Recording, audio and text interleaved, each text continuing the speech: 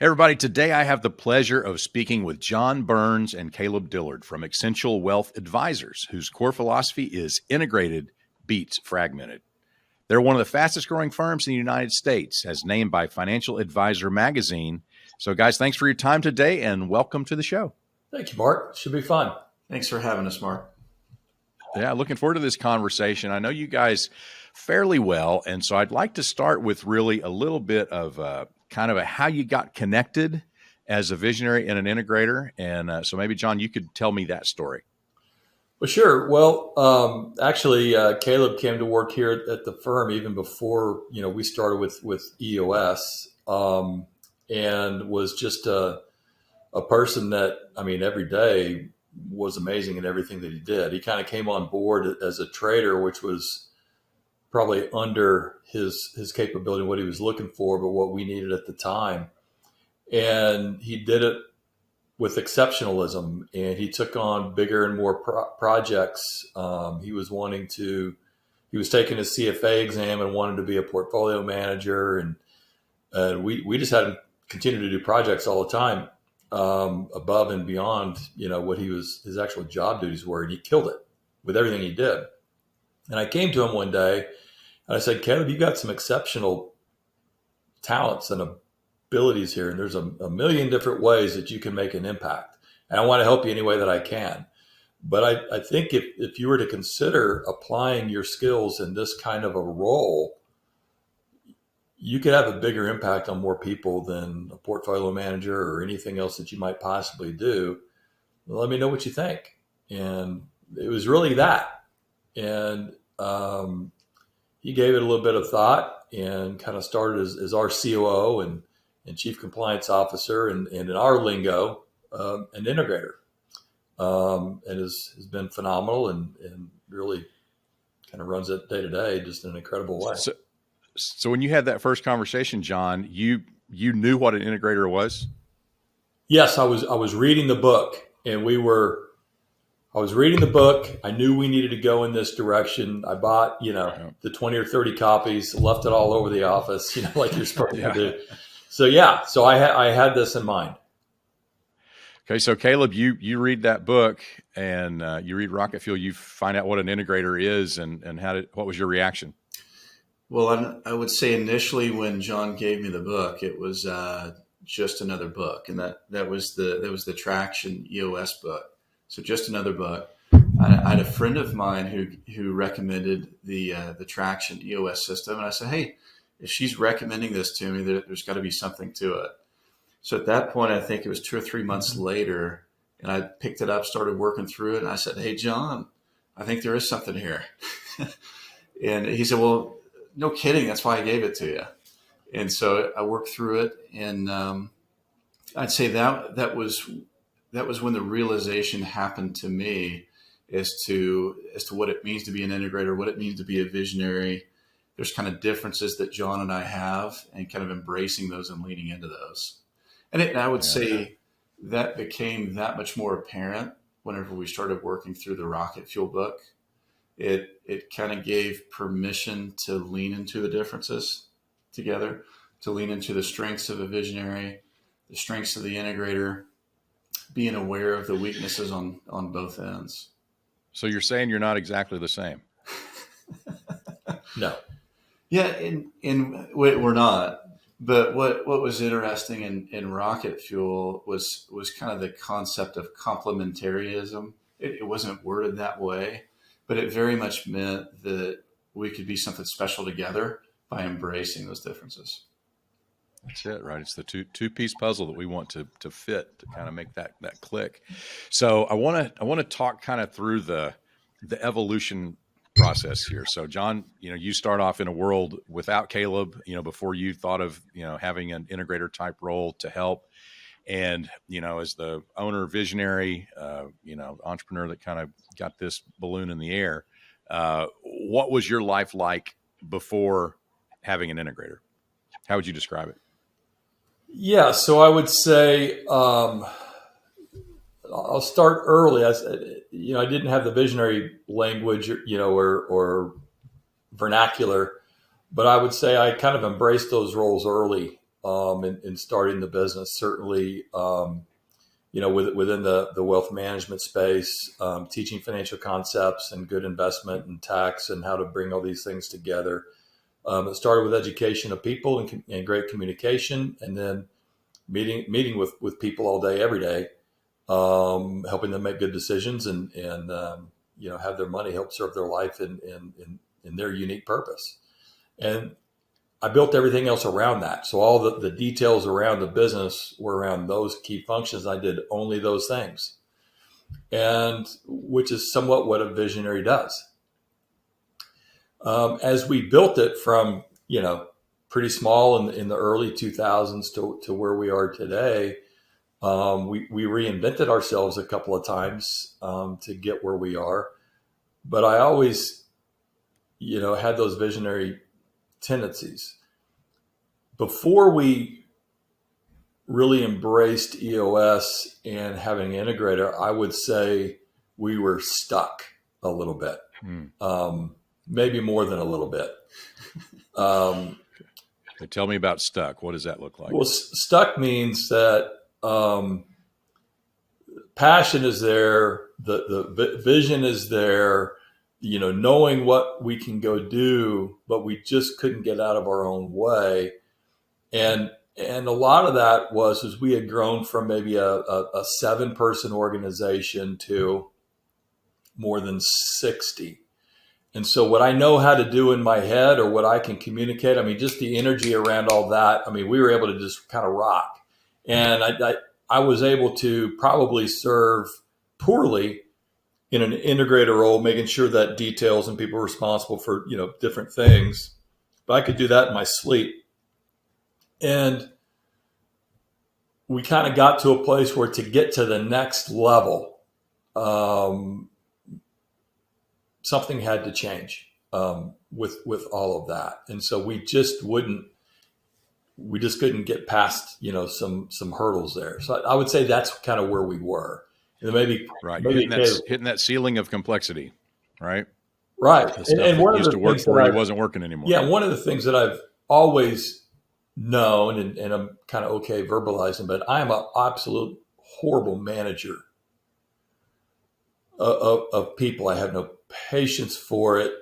There's a lot that goes into that, and I really respect every aspect of that. It's just not me, and I just, I can't do it. I don't want to do it. And so we needed both leadership and management capabilities in the different areas of our business to get us back on track and get us capable of doing what we're capable of doing. How much fun were you having? 0. Okay. So you're in this world. So you're growing. Things are moving, but you're kind of stuck. You're kind of hitting that ceiling. You can see the next level, but getting there is difficult. Not having as much fun as you would like. And knowing we couldn't, yes. And Mark, knowing that we couldn't get there with our current team, current construct. I knew that. Right. Got it. And so, Caleb comes into the mix, and so he, we start talking about this integrator role. You're implementing EOS, and you're starting to move down this path and look at a different structure really to move you forward. So early days, really want to focus on the relationship between the two of you here. So as a visionary and an integrator, as you began kind of working out of the gate, how did that work? What did it look like? Was it just immediately we're running full speed? Was it kind of hit and miss? Was there things that you had to learn about each other? What did that early kind of learning, doing the dance together, kind of look like? Sure. Caleb, do you want to try to start that? Yeah, I would say it probably leaned a little bit more mechanical, a little bit more structured, just in terms of kind of working together, prioritizing execution. I would probably say more mechanical. What we've learned and embraced really over the last 3.5 years is more of the relationship aspect of it. Okay. We've invited more of the relationship discussion into our same page meetings and understanding where each other are in their personal lives that we all know that influences and impacts where we are professionally. And so pulling that in, which it's less about the business, more about the person, more about the relationship. And so we've leaned into that more and more into concepts like that. And that's really made the difference for us. Yeah, I might add a couple of things there. So one of the things that makes Caleb incredible in the role is that he's probably the most competent, if not the most competent person I've ever met. He's one of them in a very small handful. And I know a lot of people in this life. And that comes with, when you're good at everything that you try and you learn and pick things up easily and you're better at it than everybody else, that's awesome. And it's also really hard. Because it's hard to learn to delegate and trust, and it's hard to, why have somebody else do something. So even as an example of that, when we were really trying to get off the ground and using, traction and learning to be a better team, he wanted to self-implement and save some money. Right. Right. And of course, that's all smart things to do. But I pushed back on that. And what I wanted for him and for us is that I don't want you to be facilitating the meeting. I want you to be experiencing this together and not trying to figure out and or running the meeting. And so that's why and where we hired you, Mark, is to really help that. And I think that's both a story to demonstrate challenges and opportunities for a good team, because you need those things in an integrator. But at the same time, we got to sit back and be our team and learn to be us, and accept coaching and guidance along the way so that we can really experience it. So there's two things I want to kind of dive into there. One is this idea of competence and somebody who's really good at stuff. And so when you say that about Caleb, is it that he's really good at your business, or that he's just really good at like everything he tries? Well, everything. Mark, I'd add that usually he calls it the curse of competence. Rightly so. Rightly for exactly the reason he said, right? You think you're good at it, so you think you should. You could do everything, but just because you could doesn't mean you should, right? So that's right. The whole thing. It's typically a visionary problem. But it's interesting to hear him describe you that way. But what I'm trying to get at is, a lot of times I talk to a visionary and they're trying to find an integrator, and they're looking for somebody that's deeply experienced and very good at their business in their, vertical, whatever it is that they do. And so I'd be curious, John, your perspective on that. Is Caleb's capability heavily based on the fact that he knows your business so well, or is it just that he's one of those people that learns and figures stuff out, and he has that general set of capabilities that would likely apply well to any business? He's generally just really, really, really competent and brilliant. And maybe this will give it some color. And so he was, in this period of time, he was actually studying for the CFA exam. I think he was on the second test or whatever. So for downtime while he's studying, and mind you, he passed all three tests first try. Nobody does that. For downtime, just so he can get a little mental break, he's studying computer programming language. No, the firepower that the man has is ridiculous. And so his ability to learn things and do it very, very quickly. So he had skills, CFA, that's definitely industry related, right. Portfolio management related.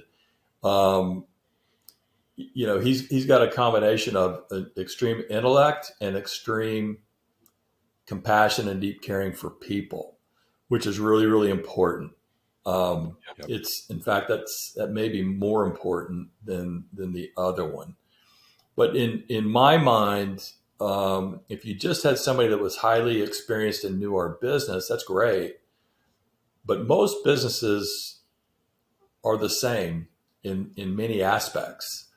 There's uniquenesses about an industry or a business, and perhaps the opportunity sets and some intellectual property that a company and a business brings to their customer experience. But business is somewhat the same. You definitely got to, have top line. You got to be able to really lean into your people and talent. You got to create fantastic, customer experiences, client experiences. You got to have a demonstrable way to sell and grow revenues.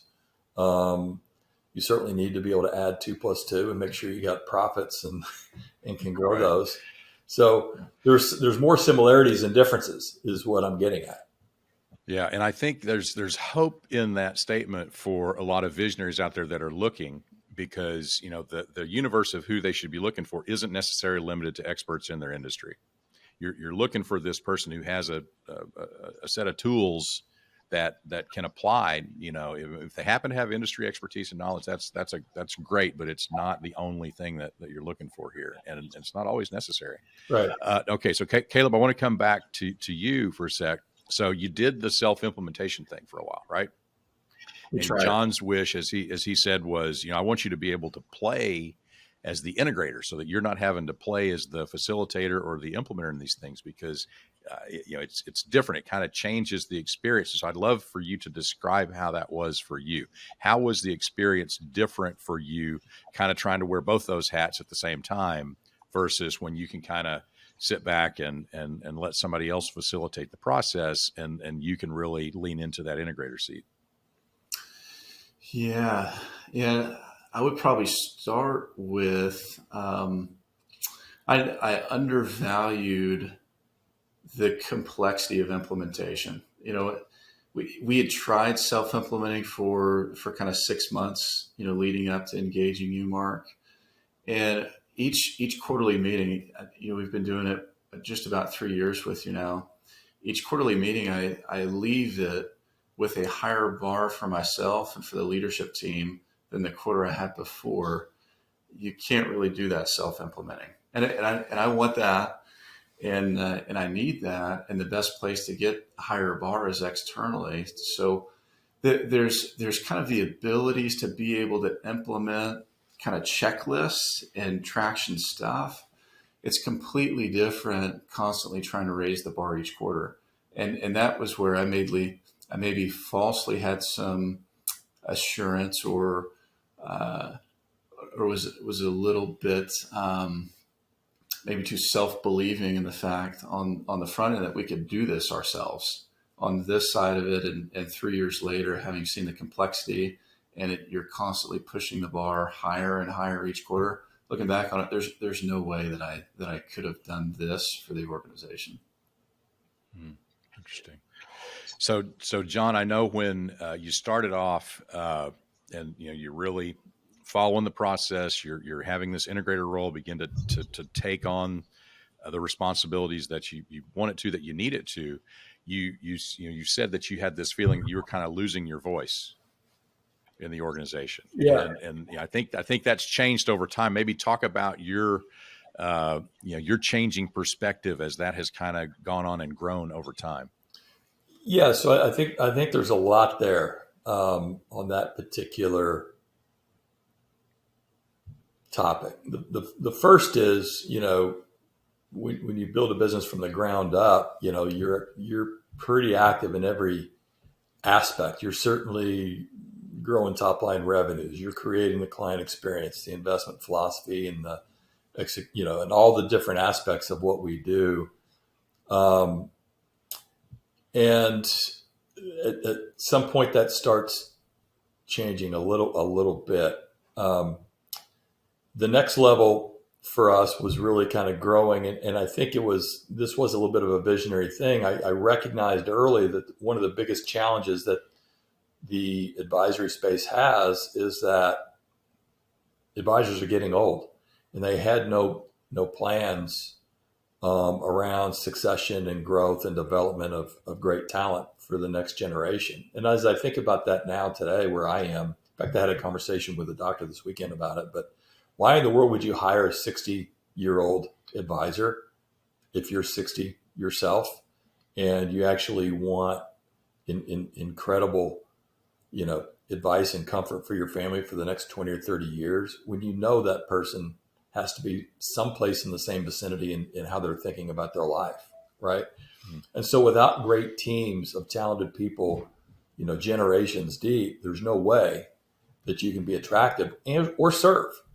in that way. That came to me when I was 40 years old. One of my clients asked me, John, what happens past you if you get hit by a bus? I mean, who's thinking about that when you're 39 and 40 years old? But that started where we are today in this business today by developing immediately that next generation of talent and expertise across all areas of the business, certainly delivering advice and working directly with clients, the running of our portfolios, the integration of our advanced planning and tax, and all of that. And so what I'm getting to with that, Mark, is that at some point where I got stuck was I didn't have a job. That's weird. It was really weird for me, figuring out who am I, where do I fit in, how am I of value to the organization, how am I of value, to continue to help and mentor where that's possible, and so that's part of what was going on in my head there. And the other is giving people room to grow into themselves, for advisors and current partners to grow into themselves, not me looking over their shoulder. I would do it this way, or, and letting Caleb and different other members, learn it, do it themselves and make the mistakes themselves, and certainly give them room to do that. But what happened in the process was, we were, quote, trying to do it right. You have your visionary and you have your integrator, and then it looks like a flow chart of how things go. And what happened is that we were working hard doing these things, but it actually became a bottleneck and an obstruction, if you will, between me and the rest of the organization on accident. And one day, I can't remember how long ago, Caleb wrote it out with this puzzle piece and turned it up sideways, that how the integrator and the visionary work together, and all of a sudden that way it just unlocked. We were stuck in our heads is what was happening. And we were getting in our own way, and not letting, this incredible thing happen. And that was it. That was, I think, a real turning point. Of course, we'll see what the next several years holds, but I think the outcomes will warrant that. So it's gone from, you feeling, you saw the need to change the structure of the business to go where you're trying to go, right? But then, a byproduct of that is that you called it your job was going away. Basically, the way that you had done things before was going away. The need for you to spend time on, a certain set of things, wasn't there anymore, which feels weird. And so then as you think about this relationship and what we need the visionary to do, turns out there's still stuff we need you to do, right? Yeah, there's a lot, but just saying it out loud. Okay. How many rocks or responsibilities or visionary has? None, zero. Just getting used to all that. And then also that there's room for things outside of the business. And that's a really, really important piece. There's been more than one business that's probably died or slowed or gotten really stagnant because the passion and energy of the owner just wasn't there, of that visionary just wasn't there anymore. And this process allows that energy and passion to get unlocked and reloaded again in a way that's meaningful. And so there's, a lot. Yeah. A lot of our visionaries will say something along the lines of, it doesn't feel like work. The stuff that you begin to spend your time on doesn't necessarily feel like work, but that just because it doesn't feel like work to you doesn't mean that it's not extremely valuable to the business. And, we've all got this, Dan Sullivan calls it a unique ability, some gift that, God-given talent that it's kind of easy for us. It kind of comes natural to us. Other people look at it and they're like, wow, that seems like that would be hard. How do you do that? Right. So it doesn't feel like work, but from the other points of view around you, it's extremely valuable for the business, and you may be the only person that can actually do it. So we need you freed up to be able to go do that stuff. Is that the kind of thing that you're feeling? Yes. Yeah. And I don't say I've had a lot of, guilt, but, I don't have, the schedules that many people in our organization do, right? On purpose. So I get much larger clarity breaks, if you will, than what many people in the organization do. But I think that's also what's needed so that we can recognize the opportunities and make some things happen the way that we possibly could, and just slow down and think and be able to actually see where we need to go, or hey, I think we're a little off track here. We need to really, but if you're not doing that, then, you may not like where you end up.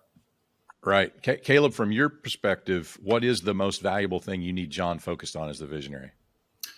Yeah, plugged into the strategic areas that we need to execute on. And I think as John kind of talked about there being an obstruction there, I was the obstruction.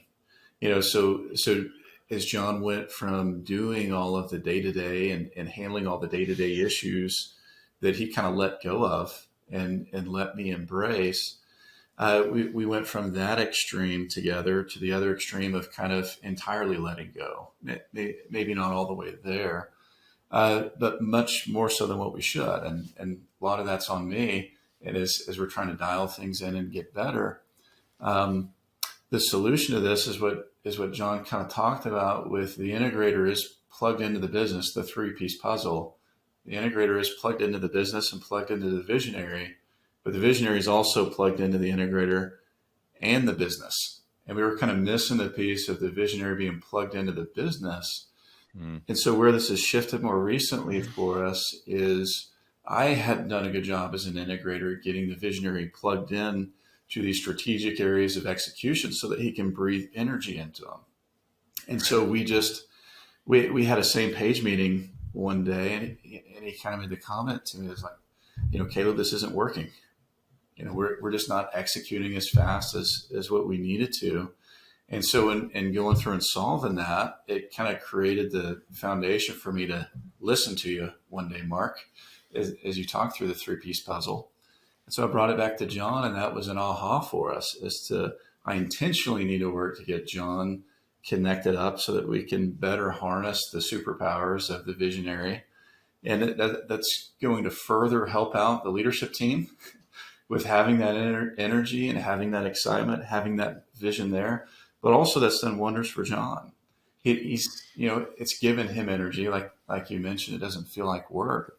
So his execution in these areas and his vision in these areas has given him more energy, and it hasn't felt like work to him. Right. Love that. And so, Caleb, it's pretty obvious, from as you describe yourself and as John describes you, you're one of those people that's always learning, growing, trying to get better at what they do. So thinking about your integrator craft, what do you do to continue to grow and get better as an integrator? I'd say listen. Listen to your visionary.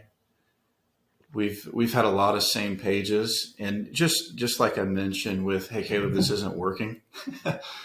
Yeah. Embrace that and lean into it and work through it. And, you'll work through a better solution than what I could have come up on my own. And that's always been the case as we've kind of encountered difficult times or worked through difficult things. Any external resources that have been helpful to you for that? Oh, the integrator community has been phenomenal. The quarterly integrator exchanges, I'm connected up, and actually have a study group that meets quarterly as well, of folks in similar roles, similar sized companies going through.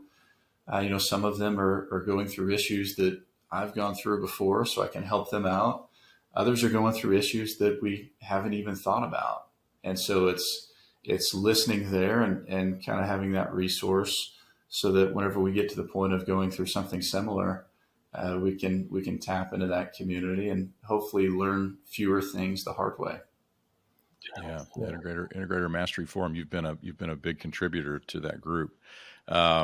So all this stuff, would you say it's been easy? Would you say it's No, been really hard? What would you say? it's been anything but easy. That's for sure. Um, I would also on the previous topic. Kev's a voracious reader. So not only has he participated and done all those things, but he reads on a lot of subjects and leaderships and scale and technology issues and lead gen. And so he's keeping himself really at the forefront of those things to be able to execute. But one thing that's a little bit, I don't know if it's unique about our journey is that, really when we started this in the back half of 2019 and into 2020, of course, COVID hit at the same time. But, our run rate revenues are pretty close to coming up on maybe 2.5 times where we were in 2019. Yep. And we've done that in some interesting markets, to say the least. But at the core of what we needed to do was, grow clients one at a time. Certainly, we built a platform for M&A and advisor recruitment, so that we could be a destination of choice for the right kinds of people when they needed more resources to deliver for their clients. And so with that, we completed a purchase or an acquisition in the summer of 2020, right in the middle of COVID. We've completely revamped our technology systems, our two key technology systems. And they say, I don't know if it's true, but based on our experience, I think it probably is. The two most disruptive things you can do in business are M&A and integration and technology changes. And we did all of it. And so it was hard. It was hard on us. It really taxed us. It taxed our teams. And so one of the things that Caleb and all of us really pay attention to are the health of our teams. And it ebbs and flows with some of the stresses that you're putting onto the business and really onto them. And so when you think about how do you, that was really a factor early on in our journey together, because we were doing a lot. And one of the things that makes a great visionary is, passion for growth and ambition. And the integrator's got to have that same thing. It's just demonstrated in a different way. And so when you're focusing on those things and you're making a lot of these changes and you're really focusing in on process and accountability, it's paramount to your success. But the missing ingredient there is you got to have 3 parts love that goes into that mix. And we had to learn that because of the pain that probably we were causing. Not probably, but, with our, we were pretty singular focused on where we're going and what needed to happen. And that wasn't really negotiable, what needed to happen to get there. But it was hard on our teams and hard on ourselves. And there was multiple times in that period of time, we certainly did our same page meetings, but we had some pretty serious heart-to-hearts. So talk about that a little bit. I mean, you've described a situation where, John, you said this isn't working, right? So conflict is something that people want to understand more about as it relates to the visionary integrator relationship. How do you talk about the hard stuff? How do you say that thing that maybe the other person doesn't want to hear? Just like that. What makes that work for the two of you? Just like that. Say it again. Yeah. I mean, there's no secret. Just say, hey, this isn't working. This is where we are on this. We're not getting it over the hump. You're brilliant. This, and this. If this doesn't get over the hump, this is on you. It's not, the team is fine. This is on you. And at some point, this isn't going to work unless, and so it could be on an execution item or, with your help, we started doing a lot of different surveys with both clients and internally. And so we started getting some really good feedback, and we had some pain in the organization, and this isn't okay. And so What's That's the what I flip meant side by of that, that. Caleb? Yeah. Yeah, what's the flip side? So, I mean, it's kind So of, people may think it's obvious that the visionary can say that to the integrator, but sometimes the integrator needs to say that to the visionary. What does that look like? yeah, I'd say that's the flip side. Um, and I'd say both ways, and I'll answer your question in a roundabout way, but that may seem really brash to a lot of people. If you're not in a relationship like that, in saying, "Hey, this really just isn't working," in meaning it, that may seem really brash. Uh, that's being heard with ears of trust. So so John and I have worked out that muscle. From the discussion just this morning, you can hear there's a level of trust there that he has in me, and so that I greatly appreciate that.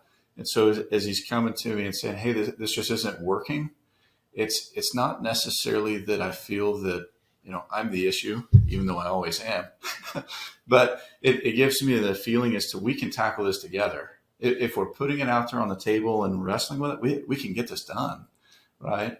And so that and being brash and being open and putting it out there on the table, it's been very important for me to encourage John to do that. He doesn't struggle with that too much, but also for myself. And I'd say that this is probably an area that I struggled with the most. As you're talking about, how hard was how hard has this relationship been, or how hard has this been in the journey towards now? This was the area that I struggle with the most. You have cordial work relationships, right? You try not to offend folks, right? That kind of changes with a good relationship and being intentional with a relationship. And that what I need from John is his openness and honesty there, and he needs that from me too. So if I'm seeing things out in the organization and he sees this kind of vision or this plan or wants to do this, and I see that it's harmful, I'm not doing my job if I'm not clearly communicating and getting that out on the table. Say, hey, I don't think this is the right thing to do. And in getting that out there on the table and wrestling with it, if he still feels this is the right thing to do, and there's been a couple of times where we've kind of worked through this, is to, hey, if this is the right thing to do and this is the way to do it, I may not be the best person for getting it done.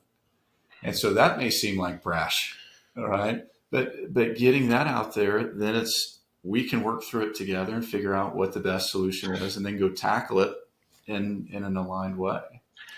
Right. So nobody really needs somebody just to say yes all the time. That's right. We all need people that point out the other points of view, and we need people that are strong enough to lean on us, to push back if necessary, and not just, let one kind of mow the other over, is what I'm hearing. Yeah, no, we have, I mentioned heart to heart. So on our same page, we get into kind of all things and what's working and what's not working. What do you need from me? What are you not getting? And sometimes it's tense, and it's tense because,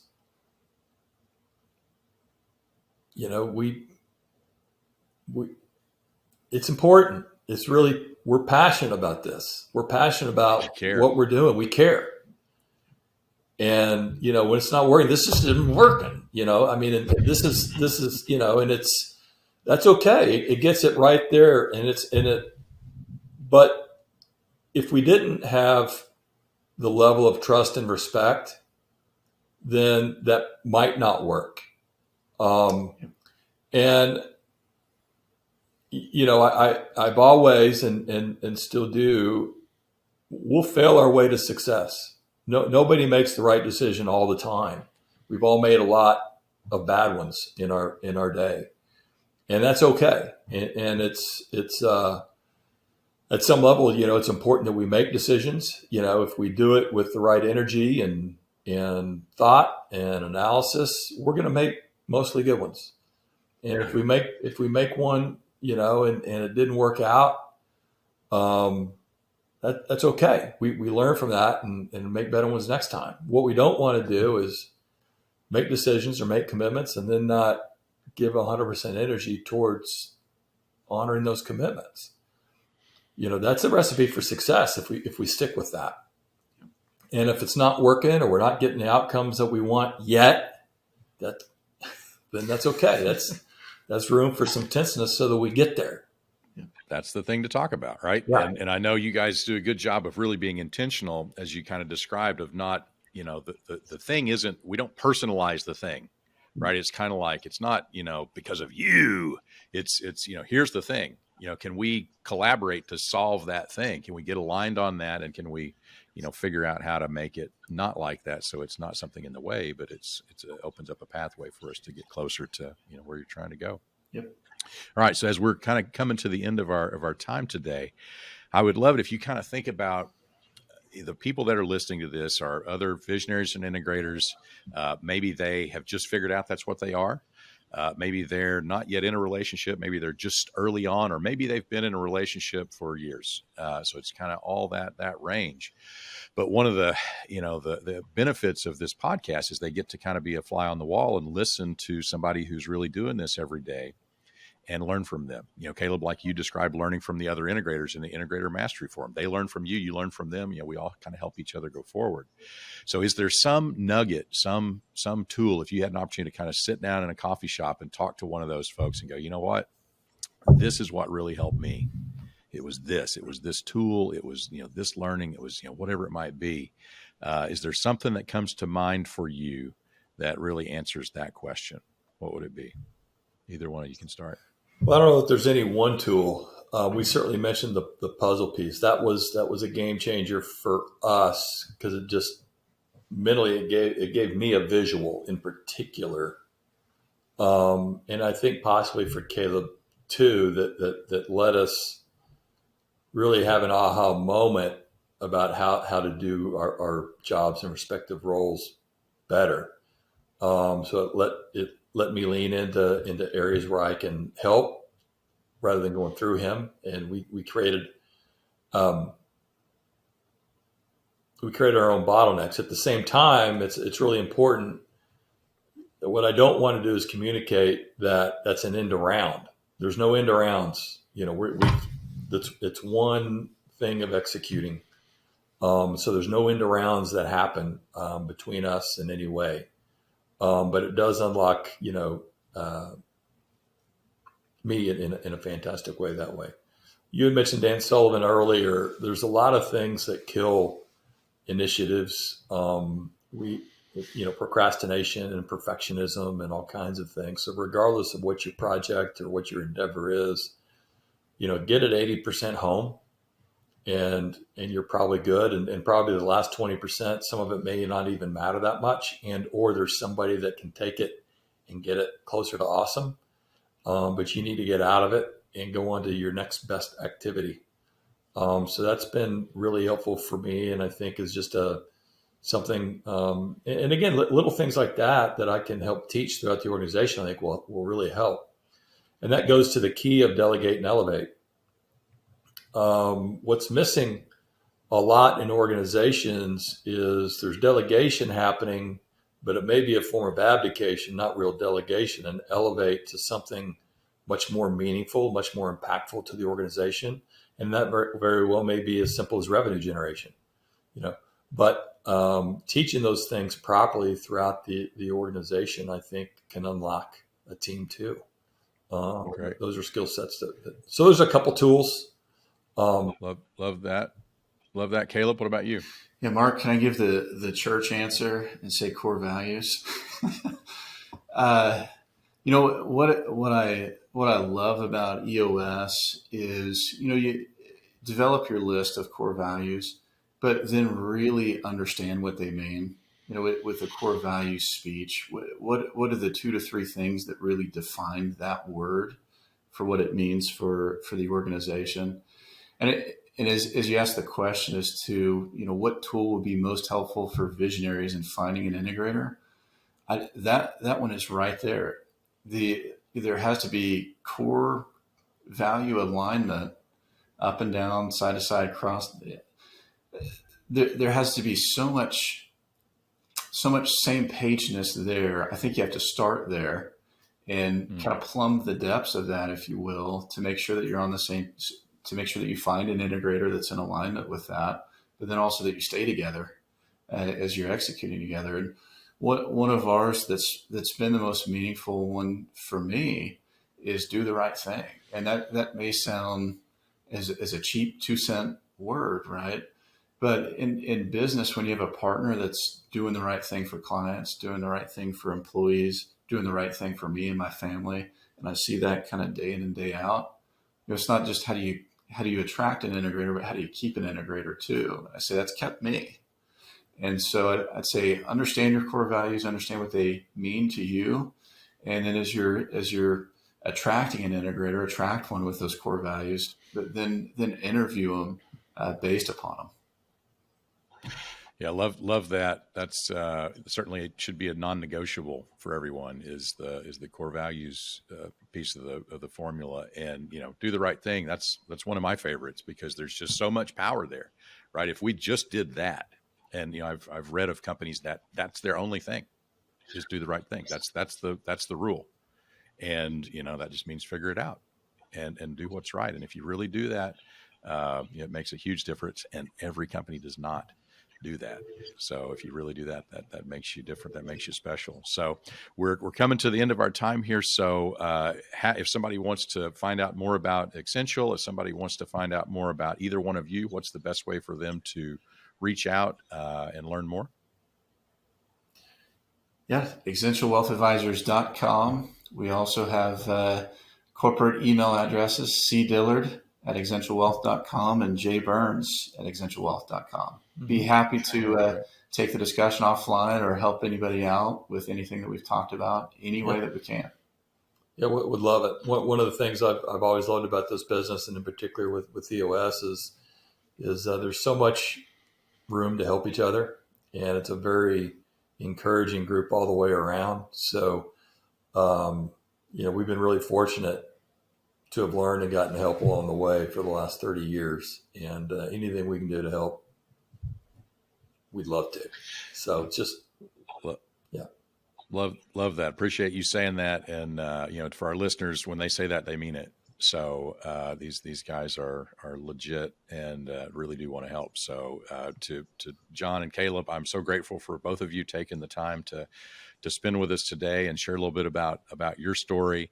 I know that you've helped some of our listeners, so I know that means something to you. And to our listeners, thanks for listening. Hopefully you've got some value out of this. And if you like this podcast, if it's doing something for you, appreciate you giving us a review on whatever platform you might be listening on. That helps others find out about us, and ultimately we can reach more people and possibly help them as well. That's the whole idea behind this. And so thanks for your time today. Until next time, go rock it.